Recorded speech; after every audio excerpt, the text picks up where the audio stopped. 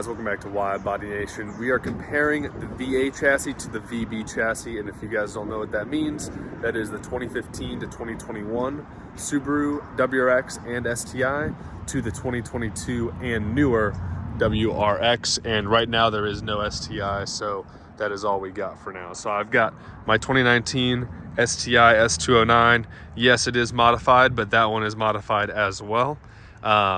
I've had this for about 2 years now. It has about 12,000 miles, and I've had this for coming up on a half a year. It's got about almost 4,000 miles, and we got 2 oil changes under the belt and about three mods to it. So you guys can just take a quick sec to go ahead and look at them next to each other. You know, this car, the VB, is surprisingly large. I mean, my 209 is a wide body, and they really don't look that much difference in size. This one has quite a large bulge to the front of it, like this whole thing right here. The headlight has a lot more that comes out in front of it, although I guess this has a snout to it as well. I guess I never really noticed that, but you can kind of tell the difference there, but also the similarity. I don't know if there's been too many videos where people line them up like this with each other.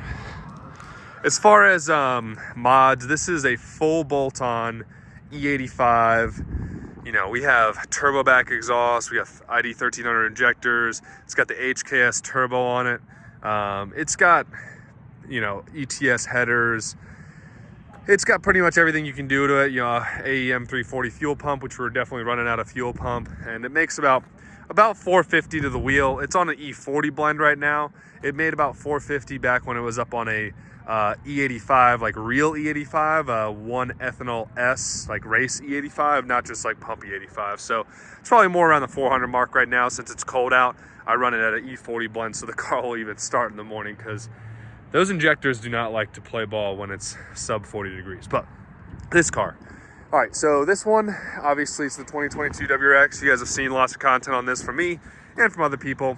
Put some black lug nuts on there to kind of make the wheels not look as crappy. But we have the ETS cold air intake on this. We have the ETS top mount, and then we also have the ETS catback exhaust. And I'll just go ahead and pop both hoods for y'all. Grab, you guys can see the keys are the same, so no change there. And we'll talk about the interior and the driving stuff real soon. Don't worry about that. I do have cool license plates for both of these cars, but you know, keyless entry, obviously we're running an access port, at least for now. Hopefully we'll be switching over to a standalone in the near future, relatively near future. So that's what we're working with. Front mount intercooler intake. This came with the 209, that nice silicone inlet. It's pretty stout though. I don't think that's collapsing under any type of you know, boost pressure. Got our HKS turbo back there with the STI stamp on it. You know, nice tile blow off valve. We got a tile external wastegate down there.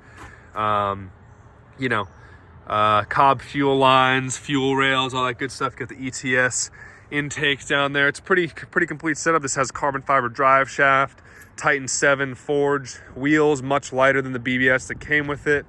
Still has stock brakes and rotors, as far as like brake pads and rotors.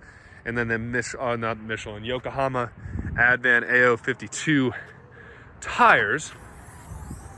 We got our ETS top mount here. We've got our ETS intake, and that is about it for in here. Guess we can talk about the back of the cars now. We've got our Don't Tread on Me license plate with the ETS 4. You know, we got the quad exit.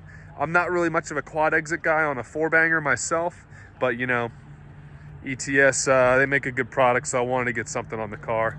Got our Don't Tread on Me license plate, and then we got our classic NVIDIA N1 race, or sorry, N1 street. I used to have the race on my old hatch, but we can look at the cars from the back too.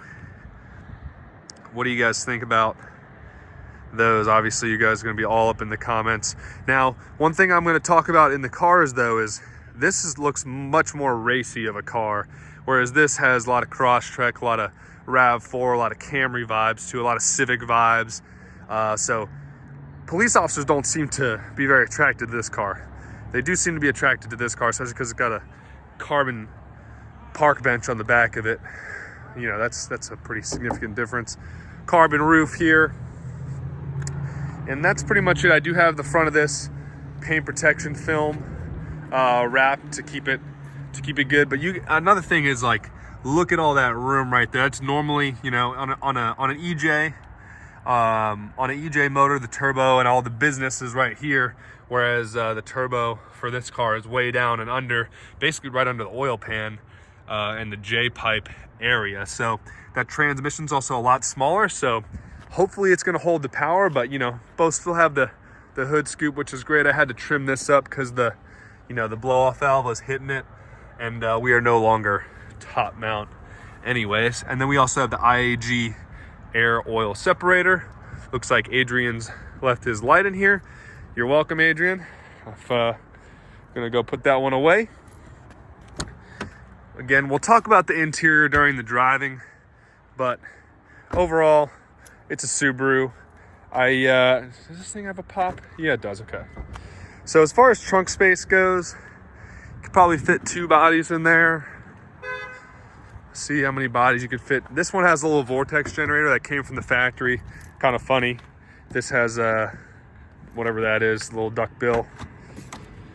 Got a lot of my favorite shirts in there. Very, very similar trunk space, I would say.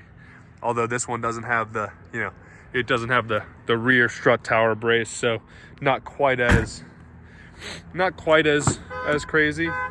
I'll sit in the back seat for you guys. I'm 6'3", 6'4", about 220. This is where I drive, and I'm sitting here. So lots of room. If you guys want to see, kind of, I would say this is much roomier in the new WRX. So that's definitely one of the comments that most people have for these cars is the new WRX feels bigger, and I would agree with that. The only reason I don't think the new WRX feels as I was gonna get the back.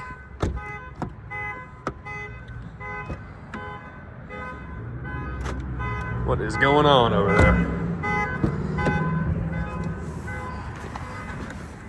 All right, now I'm sitting in the 209, and it's a little bit less roomy. I definitely have less headroom in here. It seems like it starts sloping earlier. But yeah, you guys can see the interior here. I personally like the interior of this car better, and I'll show you both infotainments suck. I just like the simplicity, like the dials right there, you know, very simple. I obviously like the DCCD controller and all the STI stuff, but I can't really pick on the WRX because it's not an STI in a lot of ways. I do like these seats a lot. I think they're a lot more luxurious, but and then sporty. I mean, they're not like a super sporty seat, but they're a decent Recaro.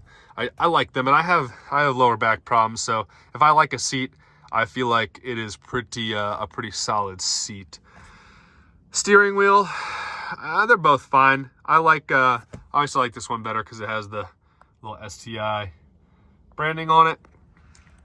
The roof in here, it has a nice cutout for my head. I really do appreciate that because I like to sit up nice and straight, and my head doesn't hit any type of sunroof garbage or whatever it is. Like in the Charger, my head, the Charger's already a really low slung car.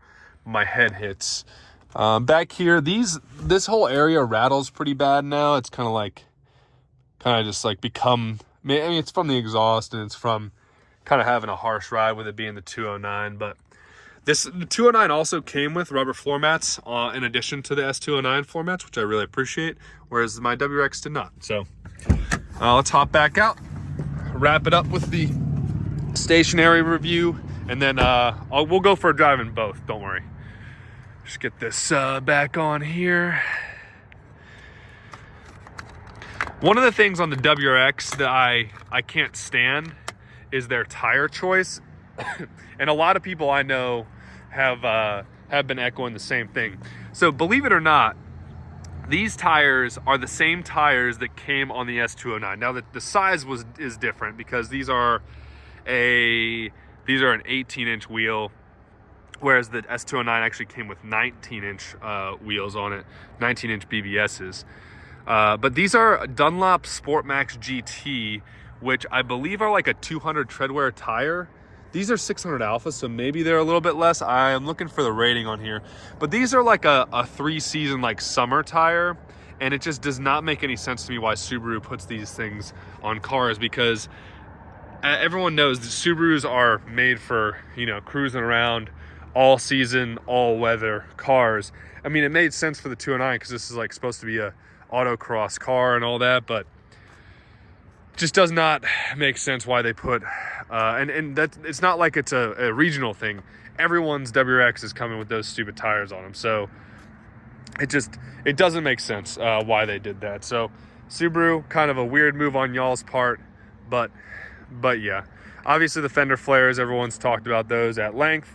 A nice thing about them though is that if you want to try to get really tight fitment, you can shave them down because they're just this ABS plastic, so you can shave them down really easy, just like with a razor blade, if you really need to do some crazy fitment. So I'm really partial to the S209 specifically, just for how it looks. I mean, the stance is just quite something, but I also like how Crosstreks and how RAV4s look, so this is kind of a combo of both, with a little Subaru spin on a little boxer engine.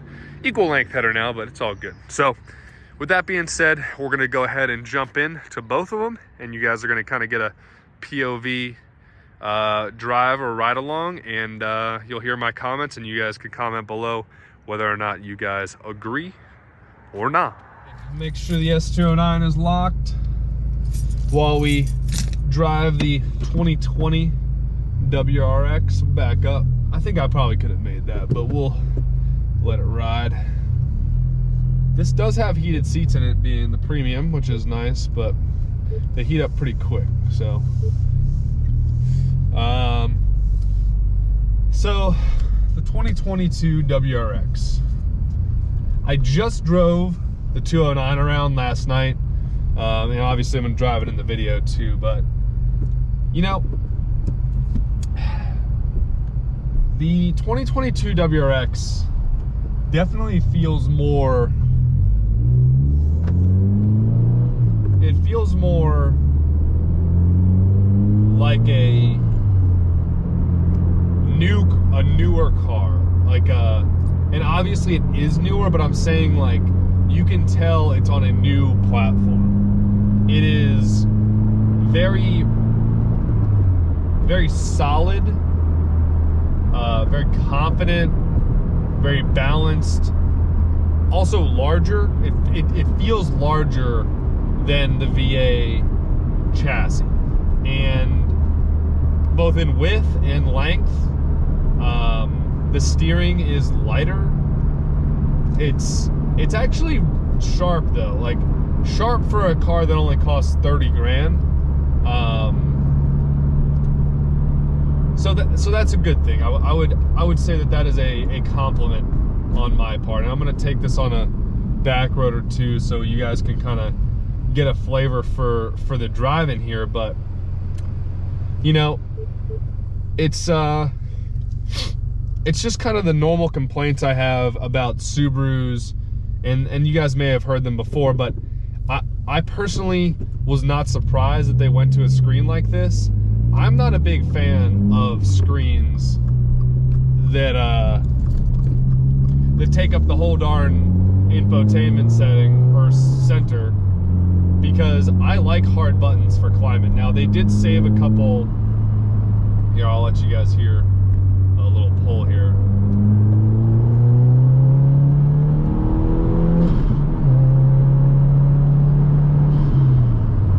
There you go. A little bumpity bump right there. And then we get into those brakes. So let's just bring that up. One thing about this chassis, about this car that leaves something to be desired, is definitely the brakes. And that is me coming from the STI S209, which has big 6-piston calipers up, or 6-piston calipers up front. You know, drilled rotors, got those nice Brembos in the rear as well. with STI pads that are very, very dusty. So yes, they're good brakes, but they're squeaky and dusty. Your normal trade-off with brakes, I suppose. But yeah, these brakes on these WRXs are like just kind of your regular like car brakes. They're not performance brakes by any means. I would imagine that putting a decent pad and maybe switching out the fluid for some better fluid would make a significant, not a full solution, but a significant difference. I think I've heard that amongst the community a little bit. Sorry. So, you know, I like the driving dynamics of this. I feel like I can kind of like beat on this car a little more. I feel like I can just kind of drive it wherever I want, and I think that's just kind of like the off-roady styling that it has. It has a very, you know, like we've all talked about, it has the off-roady nature to it, and it's kind of nice as far as just your daily driver. I think this is a much better daily driver than the V8 chassis in general, especially if you just put some good all seasons on it rather than these stupid Dunlops. I mean, the Dunlops, they grip well, but they are just kind of stupid tires in my opinion. Alrighty, so talk about clutches, because we'll talk about the clutch I have in my 209 as well.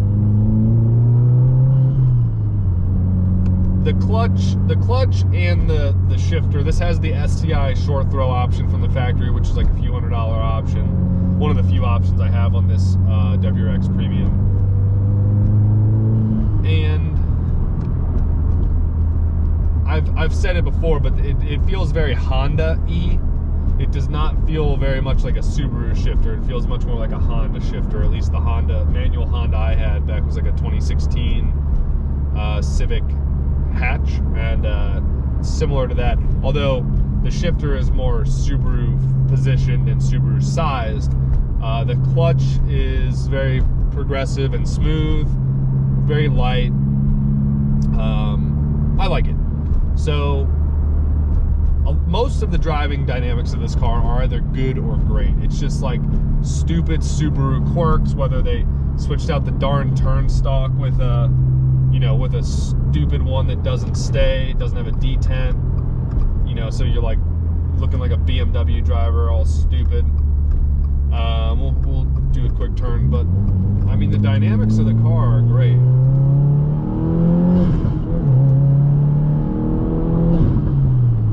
Until you see the brakes. Yeah, so the brakes start giving you this weird little mushity mush that does not inspire confidence in most.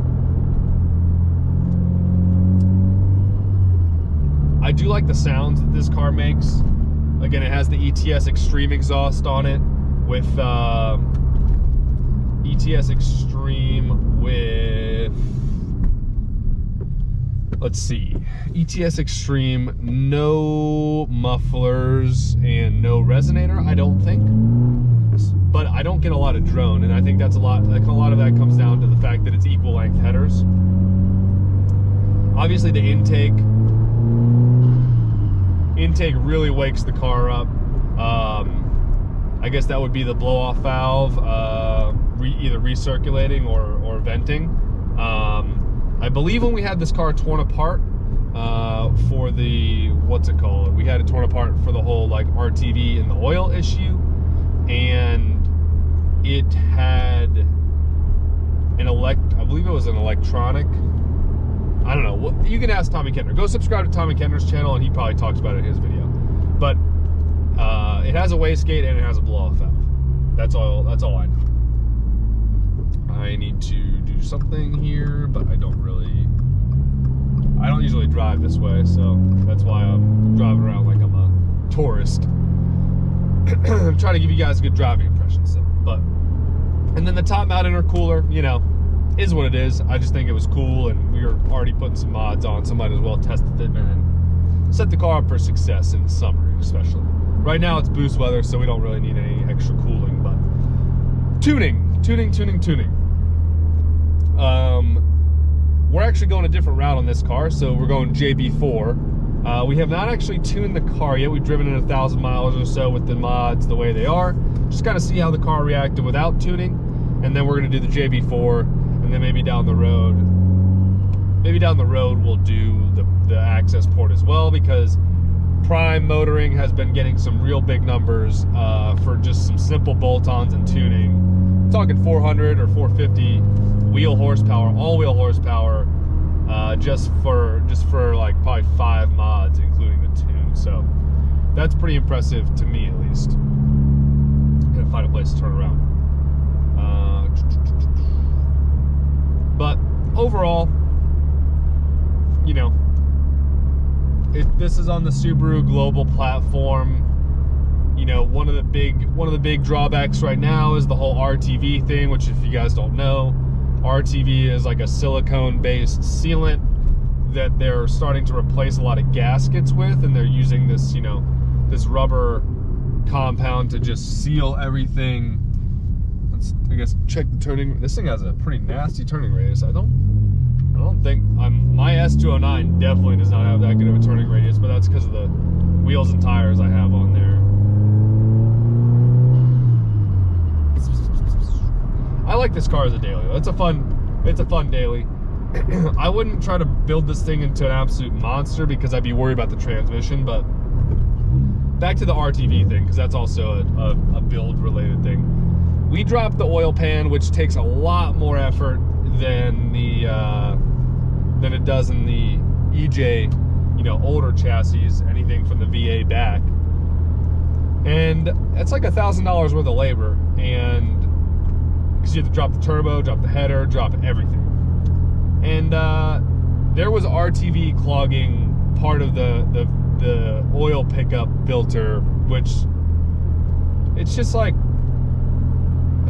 whether it's going to cause engine failure or not, it's just like not ideal to be in what would be considered kind of a performance car. Like, Subaru makes this to be able to be driven, or should be making this to be able to be driven sporty, aggressively, off-road, all that kind of stuff. So I know some people like sound like Subaru apologists when they're like, oh, it's not a big deal, like your oil pickup wasn't that clogged, and it's a basket style filter, it has 5 sides to it and only one side was partially clogged. But like, I'm not tracking that any like reputable people are like, oh yeah, like it's all right. That like other cars, people aren't like, oh yeah, it's good, let's put some RTV in your oil, you know.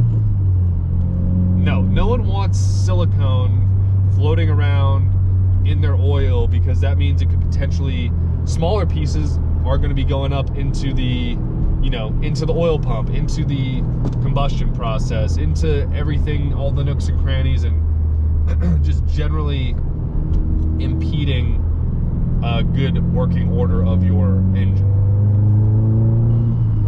So with that being said, that's kind of my wrap up.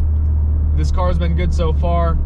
I've got a lifetime warranty on it from the dealership I bought it at, and I'm probably just gonna keep using it as a daily for now, at least. And we'll see how far the mods go. The JB4 seems to be a good mod because it doesn't seem to void warranty, which is pretty sweet, because it just like fools the computer. You don't plug into the OBD and like reflash or anything, so that's kind of cool. But I'll let you know how the JB4 goes, and I wonder if JB4 will end up ever releasing something for, maybe they do have something for the VA chassis, who knows. But we're still on 93 with this right now. No real performance gains to speak of as of right now, because obviously it's not tuned, so might be a little quicker, just wakes, you know. This road is not super high speed limit road, so we don't want to go too nuts. But you know, let me know in the comments what you guys think about the old sound clips. I particularly like the intake noises this car makes. Obviously you don't get a ton of turbo like Chooch or any other too many crazy sounds, but it sounds good to me. So in true Subaru fashion, the infotainment isn't working in my 2019 STI S209. So both the 2019 VA chassis and the 2022 VB chassis, the infotainment on here is just garbage. I don't understand why Subaru has such issues with this. I mean, I have my phone, it's obviously plugged into CarPlay. You can see it right there.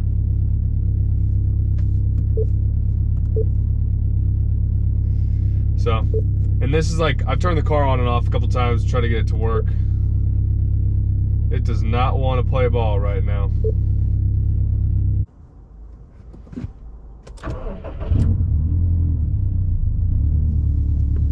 All right, so we're in the VA chassis. Obviously, this is the 2019 STI S209, modified relatively heavily, full bolt-on E85, we'll call it, with some extra sauce.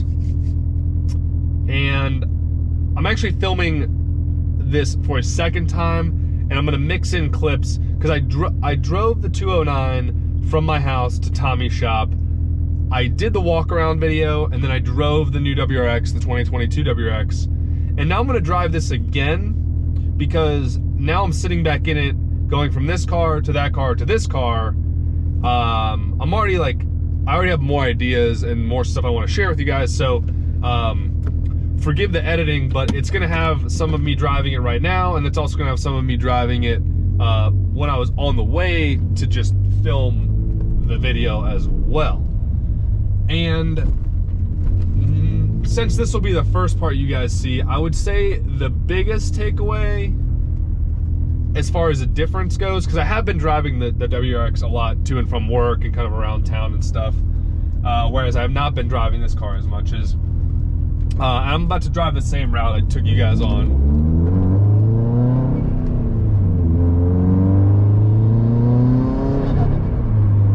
And this car's already warmed up, don't freak out. I drove it here, so it's gonna be harder to talk to you guys, but because it's louder, obviously. The biggest thing I would say, if I had to like say it in a sentence, is this car feels old school. The new WRX feels very new, or new school. The EJ and the STI transmission are just like kind of classic. I was gonna use the word bulletproof, but we all know that most people treat their Subarus like crap, so a lot of times people's motors are not bulletproof. But that's on them, mainly, because, you know, that's my opinion. I think Subaru owners, a lot of Subaru owners are at a time in their life where they're like, oh, I'm just gonna buy a car and beat the crap out of it.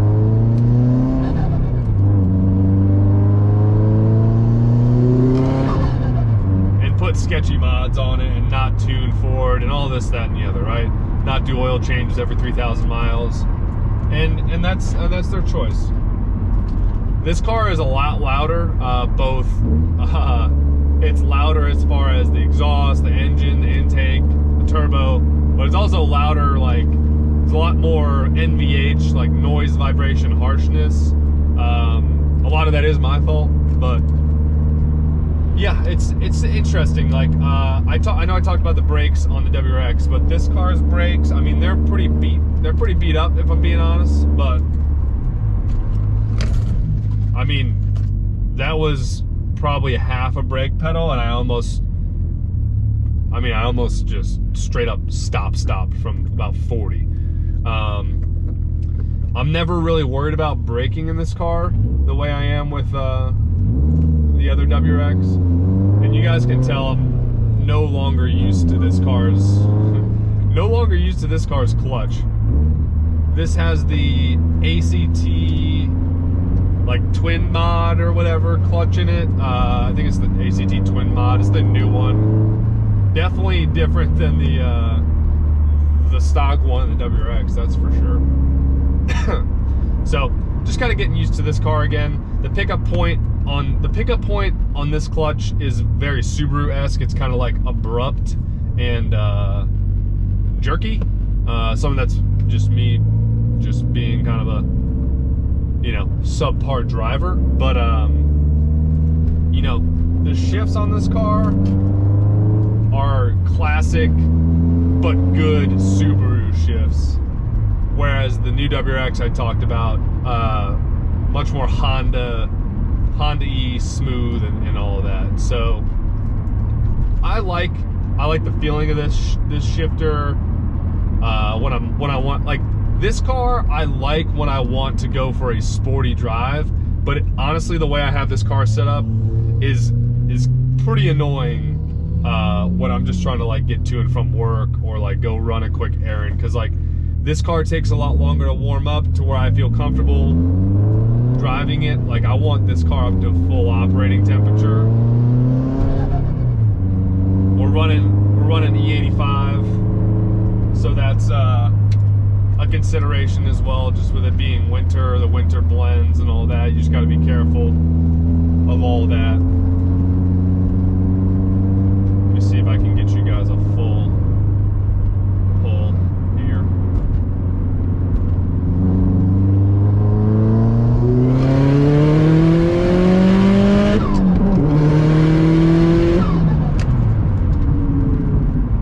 There, you guys got a little taste of the brakes. Had to slow it down because sometimes police officers like to chill at the church. But there you go. That was a little third gear rip. That was just in sport, not sport sharp. We didn't look like we got any feedback knock. Our dam is still up at 1. I couldn't watch AFRs, but it looks like we dipped down into the high 9s, low 10s. Maybe I should have logged that for Tommy, but whatever. I'll do a little turn right here.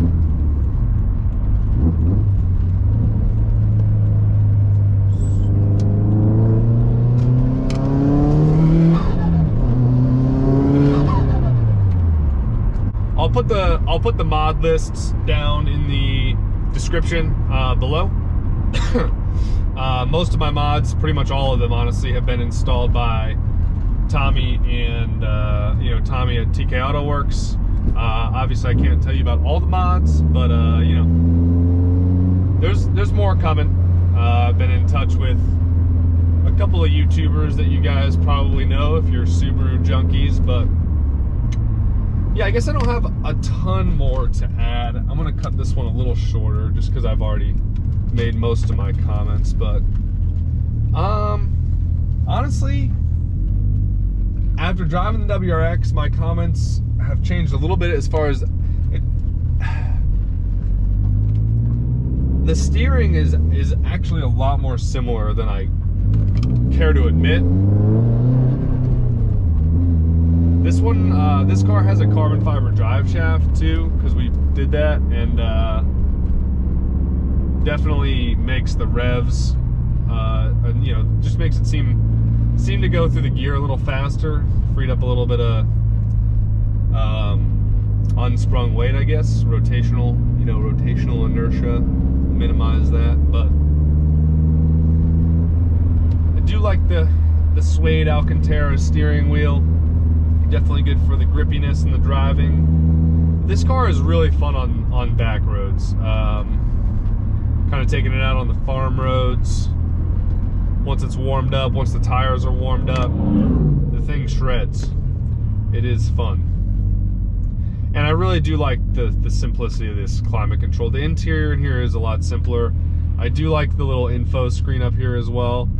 As far as MPG goes, I don't know if this is actually calculating MPG properly, but ever since we tuned it, it says we're getting 23 MPG, which that's pretty good for E85. Usually you lose MPG on E85 because you use more fuel, but I don't know. Seems to be getting better economy than I used to get. And the WRX has been getting between 22 and 23 as well. That is mainly because, one, I just drive it around town, and then two, I also definitely put my foot in that car a lot more now that it makes those crazy, you know, FA intake sounds. All right, so another thing to consider is, you know, with the last few years, like the 2019, 2020, 2021 STIs, a lot of people actually have a lot of confidence in those motors because they're like the Type RA short block, or long block, I guess you could call it too. But, you know, a lot of people have a lot of comments on Subaru reliability, but the most recent EJ257s that are the Type RA blocks, you know, there's been a lot of people getting some serious power out of them, and a lot of people making some reliable builds in the 400 to, you know, 450 range, and that's kind of like what I'm rocking here. So it's kind of the opposite. Like, the outgoing EJ was finally kind of more reliable, ready for power. Now the new, you know, paired up against the new FA24, seems to be a very perky motor, but as far as reliability, we don't know yet because no one has really put enough miles on their car yet to speak to it, especially outside of warranty.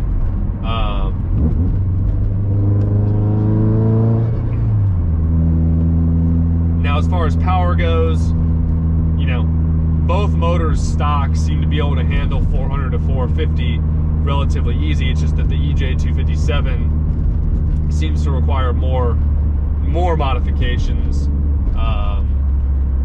compared to the 2022 WRX. So that's just something to consider as well. So let me know in the comments below what you guys think. VA chassis, VB chassis, older STI, older WRX, like even older than these, or if you're just not a Subaru person anymore, if you got tired of them. Let me know what you guys think about how Donut Media is really treating their Subarus over there on their channel, because I love high-low, but man, they're stepping on some landmines over there on that channel with the Subarus. So appreciate y'all for tuning in. Make sure you check out the mod list below. If you guys want to support the channel and you guys know any Mopar owners that need to protect their car, also check out the link in the description below. Stay safe out there, and I'll see you guys for the next video.